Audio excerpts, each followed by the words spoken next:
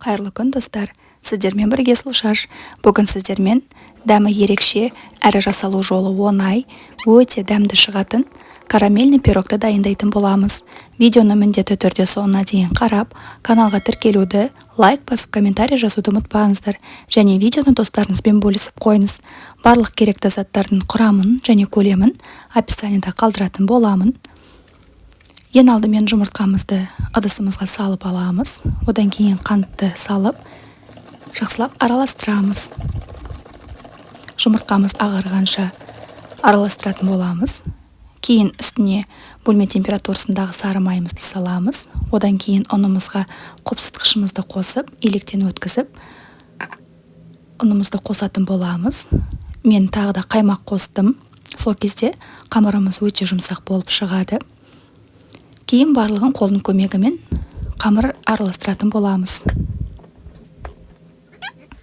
Міне осындай өте жұмсақ қамыр шығады.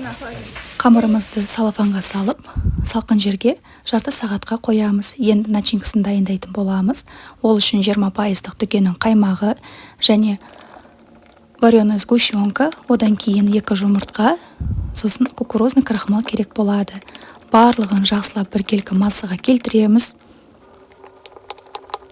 Енді қамырымызды формаға келтіретін боламыз. Осылай бортегі бар формамызға саламыз. Өзіңіз қалауыңыз бойынша кез келген формада дайындауға болады.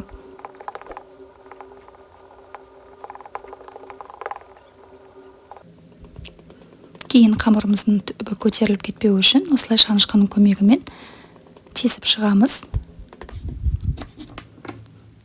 Енді бананымызды бөліктерге бөліп, пирогтың үстіне салатын боламыз. Бананды бұдан ірілек етіп турасаңыз да болады, өз қалауыңыз бойынша барлығы. Осылай банандарымызды қойып шығамыз.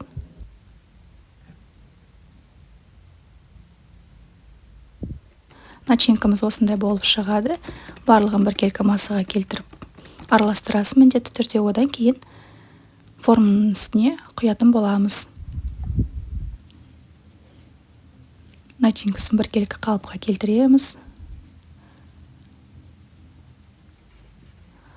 Осындай іс-қимылдар арқылы барлығы бір жерге бірдей болып жайылады. Сол кезде начинкамыз пирогтың беті де тегіс болып шығады.